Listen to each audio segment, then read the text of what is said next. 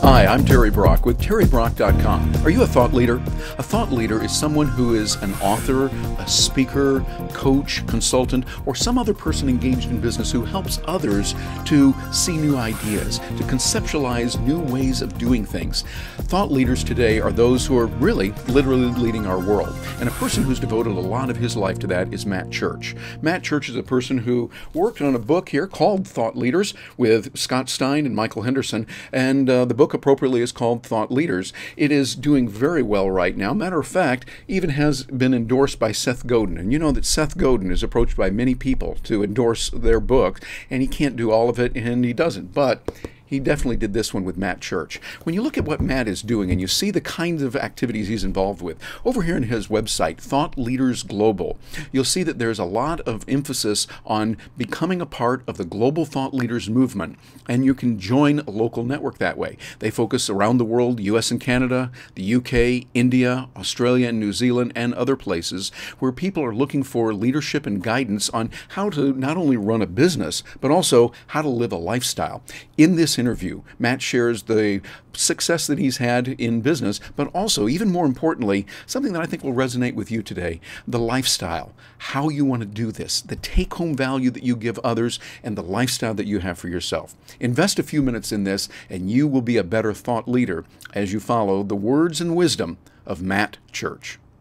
Hi, I'm Terry Brock, and I am in a wonderful place right now that I'm glad you could join me at Manly Beach, and sitting beside me is one of my heroes, Matt Church. Matt, thanks for being here. Well, right back at you, Terry. It's a mutual admiration society. Well, Matt, I really have admired you for years. You and I have known each other for many years, and I enjoy what you've done as a professional speaker, as an author, and all the other things that you do, and you've put this together in a way that thought leaders can really use. Tell us a little bit about what you're doing and what you see happening in the market for thought leaders. Well, first of all, we're located in the beautiful, if I Google Earthed you, we're in Australia, the continent.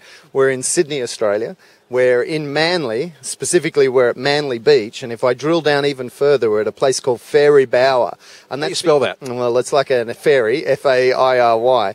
And the reason why it's called that is there are fairy penguins that come in here, and not a lot, and they're an endangered species, but we're doing our best to look after them. So we're in the beautiful beachside suburb of Fairy Bower in Manly Beach in Sydney, Australia. It is beautiful here. We love it here, and so it gives an environment for you. You're telling me how your model has changed. As a speaker, you did, I think the accurate number was 500 bazillion speeches a year a while back when we first met, and now you've narrowed it down so you're focusing more being here but making even more money. Talk to me about that. Well, for me, everything's about take home and lifestyle. And for a lot of people, they make it about turnover and success.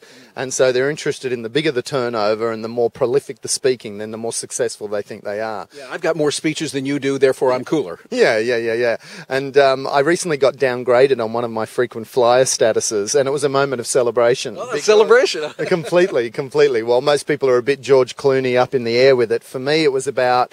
I've got a beautiful family at the time of this recording, a boy who's 8 and a girl who's 10, a wife of over 21 years. And so for me, if we can be together, things are fantastic. So I love my work, I really do.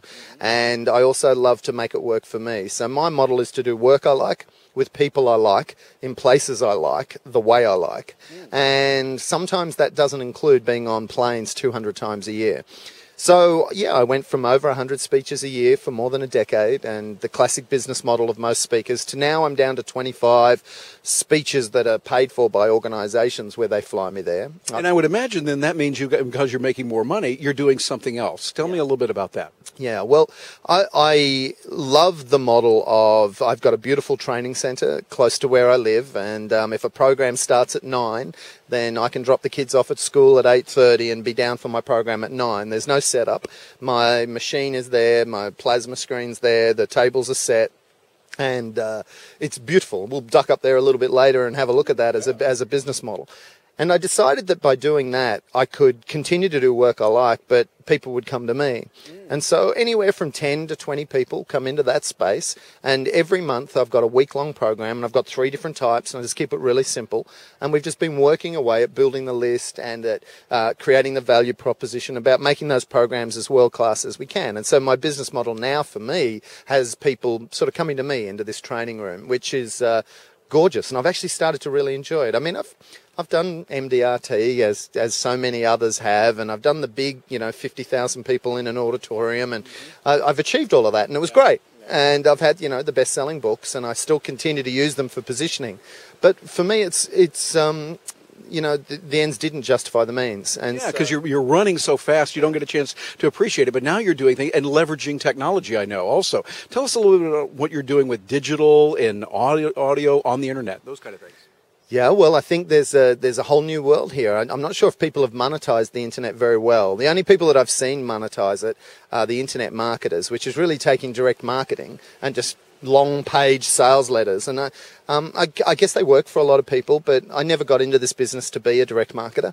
But I understand the importance of marketing. So I'm interested in membership communities. I'm interested in delivering quality content for people that makes a difference in their life, just the way they want it, just in time and just for them. So we're leveraging technology now as we look into things like our membership sites and our online learning curriculums. At its simplest level, I run an education company, and so anything that helps educate people, I'm interested in. So I always focus from that value. Will this educate someone? And if so, they'll pay for it. And we do that at unapologetic premium pricing.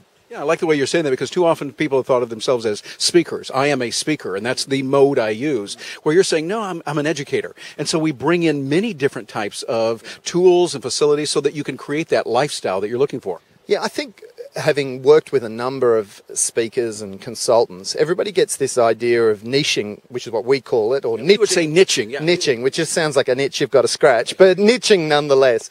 And people seem to niche on market, and I think that's great. And you could say, I work for realtors, I work for insurance, and there's nothing wrong with that. It's a great startup strategy. And if you're running an enterprise, I think niching makes sense. But when you're an individual who's running education, then what you want to do is you want to niche on your message and on the topic that you educate on. And equally, some people niche in method, and I think that's a mistake. They go, I'm a speaker, I'm a coach, I'm a trainer. And when you get those three things working, a message niche, a market niche, and a mode niche, like a speaker, trainer, facilitator, you've got more choices. So I think most people, ironically, narrow niching and the definition of niching down a bit too small. Yeah, I think so. And we, as communicators, what I often say is we can't think of ourselves as speakers, but we're authors, speakers, facilitators, coaches. We do a lot of things, but it's all around that idea of niching, providing value, and providing value and solving a problem for people. And that's what you're doing in a big way. And I understand you've got programs and things that people can get involved with. If somebody says, I want to know more about this, how do they get in touch with Matt Church? Well, probably the best place for anybody globally is thoughtleadersglobal.com. And from there, they can locate to in-country where they are. And we're big on any capitalist democracy is where we're going to be. And 2012 sees us expanding that way. So we should be more accessible for more people through thoughtleadersglobal.com. Very good. Well, Matt, I've known you for many years. You're a wonderful guy. And I got to tell you, this guy is as real one-on-one as he is on the stage. He is a consummate gentleman and a professional. And it is an honor to be with you here in beautiful Manly Beach here near Sydney, Australia. Thank you, sir. Thanks, Terry. Appreciate it.